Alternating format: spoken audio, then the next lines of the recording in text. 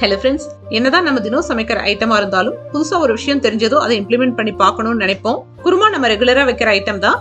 ஆனா அதுலயும் சில டெக்னிக்ஸ் எல்லாம் ஃபாலோ பண்ணா ஈஸியாவும் டேஸ்டியாவும் இருக்கும் அப்படிங்கறது செஃப் தீனா சாரோட பேஜ்ல நான் ரீசெண்டா ஒரு குருமா ரெசிபி பார்த்து தெரிஞ்சுக்கிட்டேன்.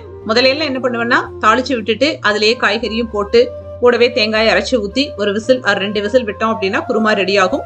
ஆனா தேங்காய் திரித்திரியா இருக்கிற மாதிரி இருக்கும். கடைசியில பார்த்தா அவரோட வீடியோல கிளியரா இந்த பாயிண்ட் எக்ஸ்பிளைன் பண்ணியிருந்தாங்க. தேங்காயை முதல்லயே ஊத்தணும் அப்படின்னா திரித்திரி ஆயிரும். அதனால கடைசியில இறக்குறதுக்கு ஒரு 2 நிமிஷம் முன்னாடி ஊத்தி ஒரே ஒரு கொதி வந்ததுக்கு அப்புறம் இறக்கணும் அப்படின்னா குருமா பார்க்கவும் சரி டேஸ்டும் நல்லா இருக்கும். நாங்க ரியலி ஆசமா இருந்துச்சு குருமா. இன்னைக்கு 10 நிமிஷம் லேட்டா எந்திரிச்சதால ஒரு குக்கர்ல காய்கறியை வேக வச்சுட்டு இன்னொரு பேன்ல தாளிச்சு விட்டு எல்லாத்தையும் ஒன்னா ஒரு 2 நிமிஷம் கொதிக்க விட்டேன். குருமா சூப்பரா இருந்துச்சு. இன்னைக்கு மதிய லஞ்சுக்கு வெந்தய கீரையில புலாவும் தயிர் பச்சடியும் தான். இந்த புலாவ் ரெசிபியோட வீடியோ லிங்க் இந்த டைட்டிலுக்கு மேலேயே கொடுக்குறேன், செக் பண்ணி பாத்துக்கோங்க.